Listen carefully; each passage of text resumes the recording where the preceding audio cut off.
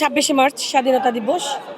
আজকে আমরা এসেছি এইখানে যেই দুজন ব্যক্তি, সম্মানিত দুজন ব্যক্তি, শহীদ প্রেসিডেন্ট জিয়াউর রহমান ও আমাদের আপসীন নেত্রী আমাদের মা বেগম খালেদা জিয়া দুজনেই এখানে শুয়ে আছেন। আজকে আমরা এই দিনে শুধু আমরা না, বিএনপির পরিবার না, বাংলাদেশের জনগণরা ভালোবেসে সবাই আজকে এখানে তাদেরকে, আমাদের এই দুই প্রাণপ্রিয় নেতাকে শ্রদ্ধা নিবেদন করতে এসেছেন।